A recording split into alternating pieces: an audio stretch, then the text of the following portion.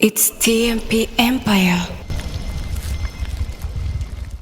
What's up 254 and the rest of the world? Welcome once again to TMP Empire TV. Minaitwa MC Denoski, the dance icon, mother for the boy, mother for the girl, mother for the everybody. If you don't know, say nah, but if you know, say something. Basically, when you see me in some apartment like place, unajua it's a huge interview about to go down. And guess what? Today I'm going to talk to a lady who merges scientific principles with artistic concepts, using what she understands as far as science is concerned. This is a lady you need to meet, guys. So stay tuned to the very end. Tuanze kupiga story naye. She comes from the Masai culture, by the way. Mtoto wa kike na size yake ndogo lakini anapendeza. Let's know more about her. Come with me. Juu inakuwa kwaje au sio? Yes, sir. It's TMP Empire.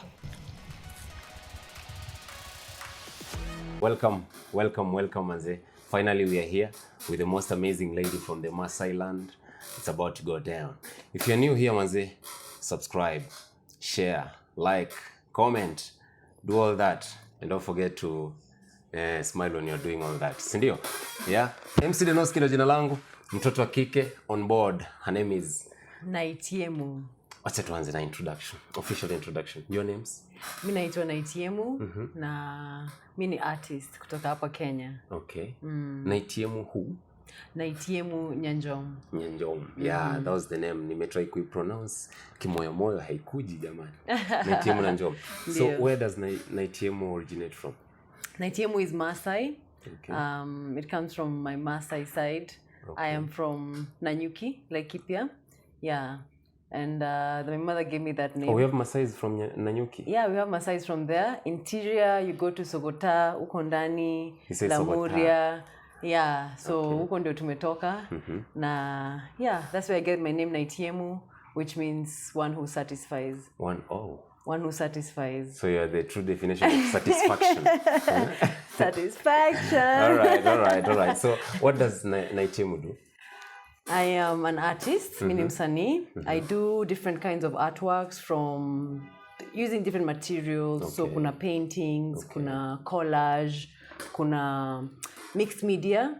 Okay. Nafanya pia productions and deal na a lot of like stuff like to do with culture. Like I've been working on a project naitwa Enkangang, which means our home in Masai. Okay. Na it's all about getting stories from the Masai people themselves and then share these stories in a different way. Kulikuwa na mpaka a VR experience, okay, which tuli exhibit at Nairobi Design Week. So that's what I've been working on this year. Okay. Na ni work on it with a bunch of amazing creatives, around 14 female creatives plus other people who've come in to help with like VR stuff, with advising on like tech stuff, on design. So it's been a good team. It's been amazing. Ilikuwa sponsored by Soul of Nations, okay, and the U.S. Embassy. Wow, that's very huge. Like umetupeleka hadi sana. Wacha turudi nyuma. In all that you've mentioned in terms of as far as art is concerned, which one do you specifically do sana? It's different kusema which one do I specifically do sana. Okay. In a vary in the kind of projects I work on. Because also I work at Nairobi Design Week, okay, as creative lead. Okay. Now we work on different projects. So like we just had the festival, Nairobi Design Week Festival, okay, our 7th year. And I was working on like the production, the curation, putting together the whole experience, okay, with our team. So that's been what I've been working on a lot in the past month.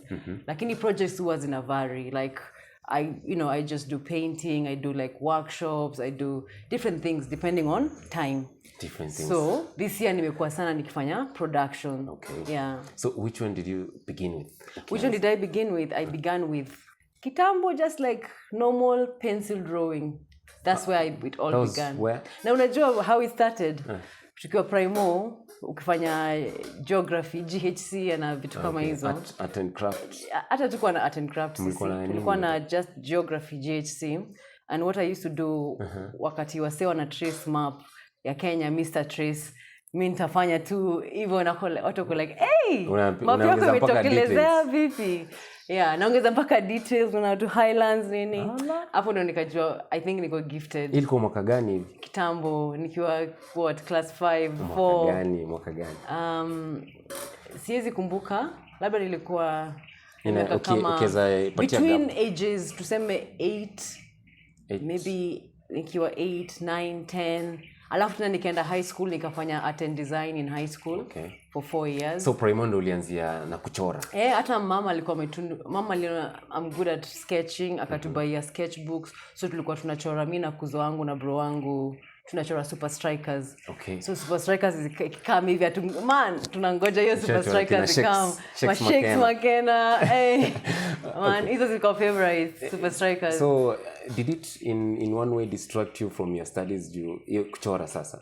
No, the thing is I was also very gifted in my studies because mimi nilikuwa ule mtu mwenye niko very engrossed in my world, so books nilikuwa tu ndani, pia art nilikuwa ndani, so haikuni distract lakini nilikuwa na feel ni kama nilikuwa napewa rules mob za academics juu I was good at academics, lakini si watu wengi wanaona hiyo role ya art.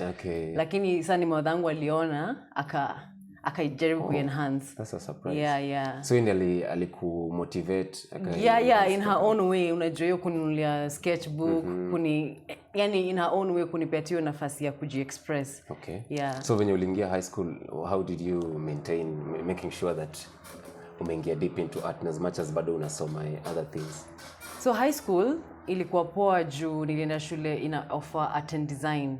So mimi niliingia form 1 kama uko like unaweza choose art and design, unaweza choose business, unaweza choose sijui computer, French. Mimi nika choose art and design na nika go through it for the 4 years. Kwanzia form 1 hadi form 4 nilikuwa art and design. So kwanzia form 1 mliruhusiwa ku choose what you want to do? Hizo extra. We were still doing math. In fact, all the sciences were compulsory.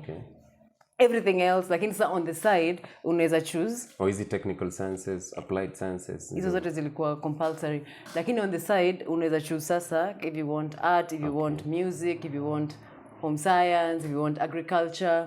So mimi nika choose art and design. Nice one. Initially gani? Moi Girls, Eldoret. Allah. Yeah, shout out to Moiji. Yeah, we had a studio right next to Moi Girls before we relocated to Nairobi. That's nice to know that you are in Moi Girls. Wow. So Moi Girls wanaruhusu kufanya the extracurricular. Yeah. For me nilifeel hiyo ilikuwa a big opportunity for me juu niliweza kufanya a lot of other things, not just art, nikafanya other things pia. Nice, like? Yeah, drama, nilikuwa drama, nilikuwa dance, nilikuwa science congress. So nilicheza huku kule. You're like the princess of co-curricular. Kila mahali huko. Diversity. Anyway, after form 4 kukaendaje sasa? After form 4 nikaitwa kufanya civil engineering UN, Nairobi University. Wow, that is way far from what your passion was. Well, but my passion was not far off. Jupia, I loved physics mbaya. I love math. So ilikuwa in line, although sasa haikuwa na hiyo art. Because I wanted to do architecture. Yani ulikuwa chopio design. Ukafizo, amazing. It's rare to find a lady. I enjoy the sciences. So nikafanya civil, nikamaliza, but also as I was doing civil during 5 years, by the time I was in my 3rd year, 2nd year, nilikuwa nishaanza kufanya art tena. So back to the studio. By the time I was in my 3rd year, nilikuwa na exhibit. Part-time mama? Well, the good thing is that at Nairobi University, we had like 6 months you're in school, 6 months you are on holiday. So me nikiwa long holiday, I used to be at the studio. Sana. Although pia zilikuwa zina sometimes studio nini aswa art portraits ama Das Depot studio is where I started.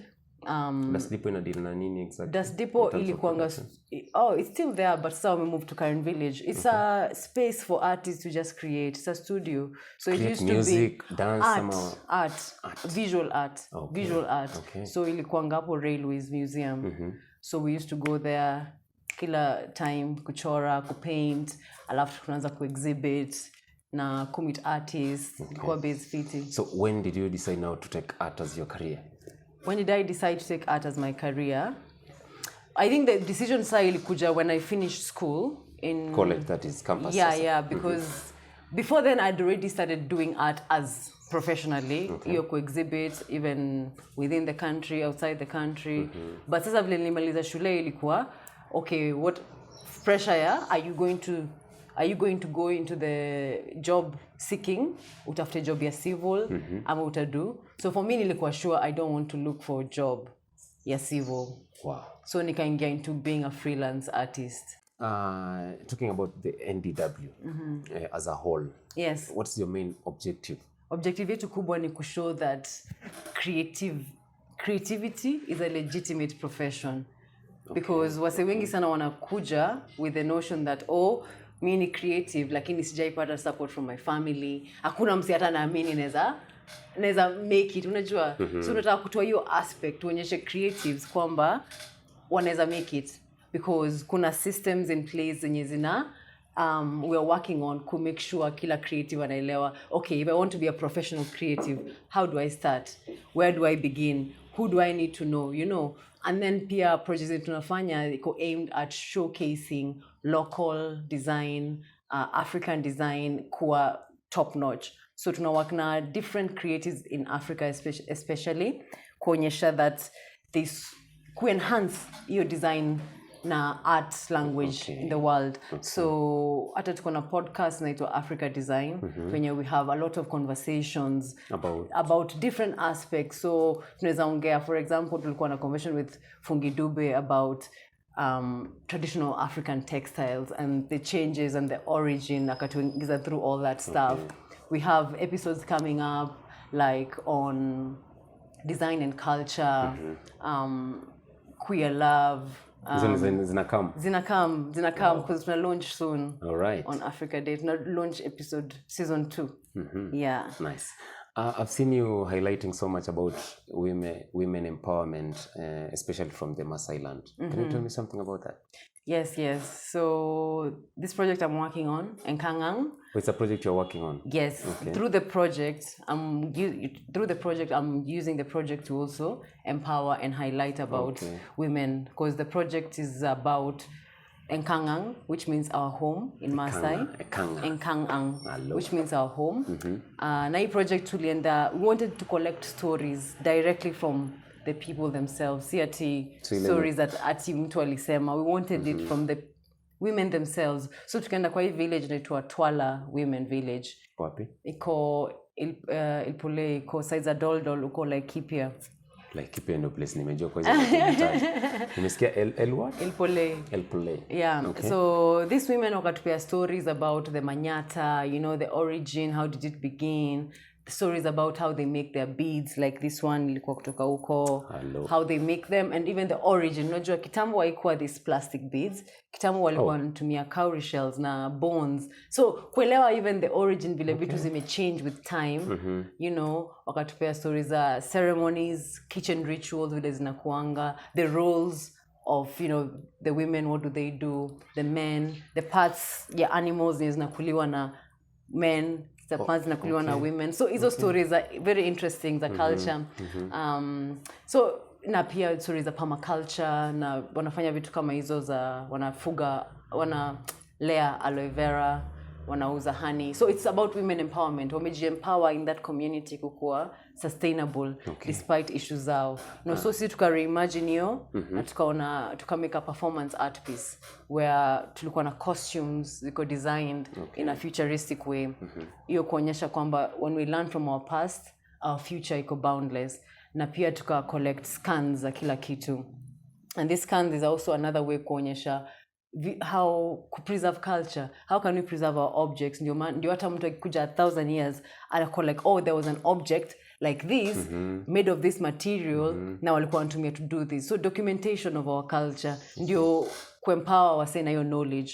So we did that, and then ikakuwa pia VR experience. So that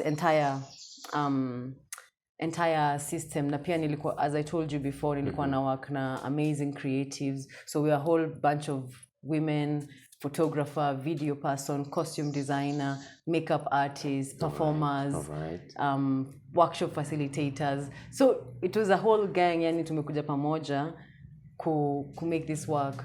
Yeah. Kuna item umeitaja sana, the VR experience. For those of us who don't understand, kidogo tunaweza tuelezea kinaga ubaga. Ndio. VR is a virtual reality.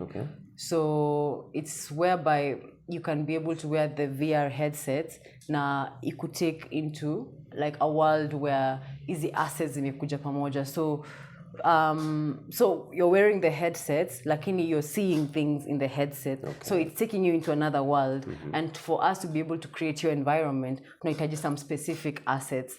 So that's why tulifanya hizo 3D scans to get hizo assets.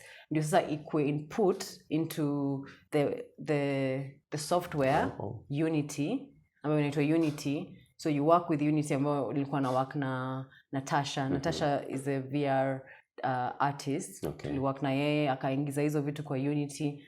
Tukatengeneza the story behind everything. Alafu the viewer anaweza kuiwatch on VR headsets. All right. That's it.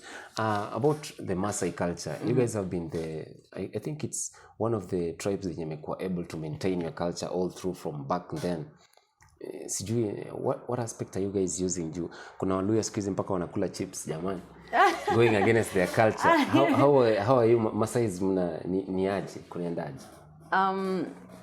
Definitely, in as much as vitu zingine zimekuwa maintain, a lot of things pia zimechange with the onset of like colonization na climate change pia. So not everything has remained the same.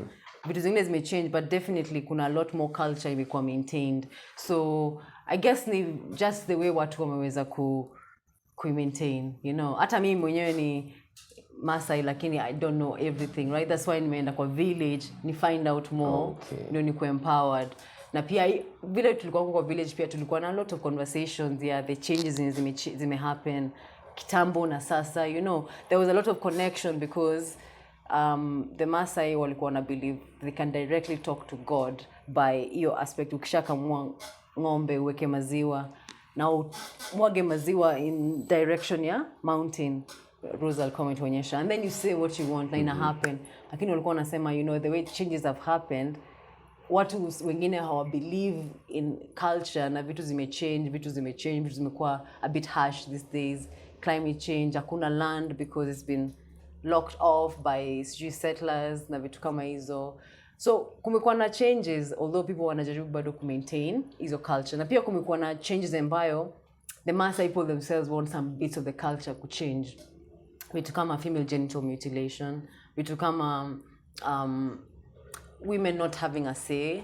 So kuna hizo aspects za culture ambayo pia niliona kwa hiyo village watu wanataka ku-change. Lakini aspects zingine kama you know, the way you look, the way you adorn yourself, the way you keep your livestock, the way you communicate, commune, hizo ni nzuri na wanataka kuweka isikue disturbed na changes the world. Yeah. All right. So you guys bado mko aimed at maintaining your culture. Lazima to maintain culture na lazima to learn from our culture. Especially sisi mavijana wenye tuko in this in between and kuna a lot of influence from outside. How can we learn from our culture? Because kuna a lot of aspects of our culture nye inaweza to inspire, vile tuna think, vile tuna create, you know. I want to see more video games zenye ziko na aspects za traditional African culture, because ukiangalia culture yetu there is so much aspects za art na creativity ambayo tukifikiria in a different direction to create our own story in our own way using the technology that we have sai. Yeah. Nice. I think there's so much we can learn from the Masai culture, but time inatukimbiza. But before we finish, there's some common questions that I usually ask my interviewees. Za kizushi kidogo. A bit personal, but not very personal. Question 1. How would your family and friends describe you as a person? That's a good one. How my family and friends describe me as a person. Well, I once asked my mother how would she describe me before. She said weird.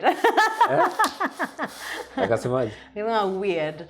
Lakini I don't know. Naweza sema tu I am me. I do what I like. And I would hope to think that I've been a good friend. I try to check up on my friends and I try to be real with them. You try? Yeah. I love the honesty. So, in one word, this is question 2. In one word, how would you describe yourself? How would I describe myself? Hey, hizi ni makwestions sijaulizwa. How would I describe myself? Fluid. Whoa. Like I'd like to take myself with the universe. Like Okay, I want like to blending flow. in. I want to. I tend to like to blend Okay. with myself. So I don't know whether that's like I let myself explore, like Learning new things. learn new things Okay. and not restrict myself to just old systems. So fluid is the word. Yeah. All right. Question number 3. In relation to your field, Yeah. who is your favorite artist, I mean, apart from you, of course. I have a couple of artists that I look up to and I love their work, and I'm like glad to even have them around my presence sometimes, you know, just like when I go to exhibitions and then check out what we're doing. So I have people like Jackie Karuti. I really love her work. Jackie Karuti. I also enjoy people like Brian Jenga. He says especially what alikuwa displayed the Heritage Project and I work on. Kuna wase kama Sebawali, you should check out. Nadia. So okay, I have a bunch of artists when I vibe with their work. Did you say Nadia? Nadia, yeah. I have people like Peteros Ndunde, work zake ziko fiti sana. Okay. Thuku, David Thuku, check out his work. Onyis Martin. You have like many. Yeah, because I tend You're not to... a choosy person, are you? I told you I'm fluid. All right. Second last question. If you were to write a book tomorrow, what would you write about? I would say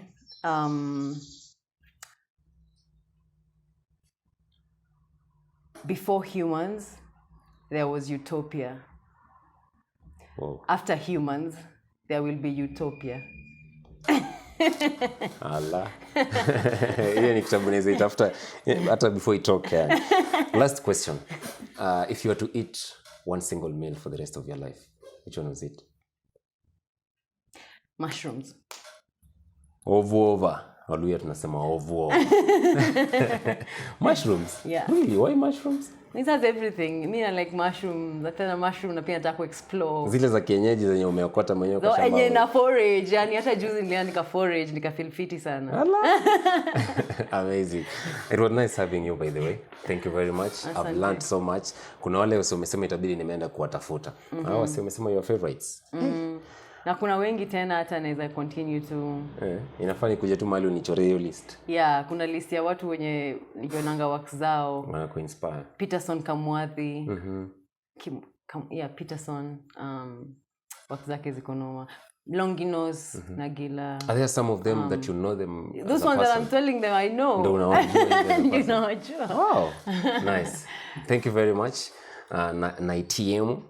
You can tell our fans to like, subscribe, share. Like, subscribe, share, so you know what to do. Pale IG. Pale IG. Unaweza patia handles, by the way. I saw you also have a website. I have a website, yeah. Unaweza cheki all my stuff, IG, website, Okay, I don't use Facebook that much, but nitafute Naitiemu. Ndio unatumia across all socials. You just search Naitiemu, itakuletea to whichever platform unadai. Right. But check my website na pia itakupeleka to most of my work. All right. Thank you for coming through. Asante sana. I hope to hear more from the book. Umesema kitabu itaitwaje? Before humans, there was utopia. Alafu ya pili itakuwa after humans, there will be utopia. See you guys in the next one.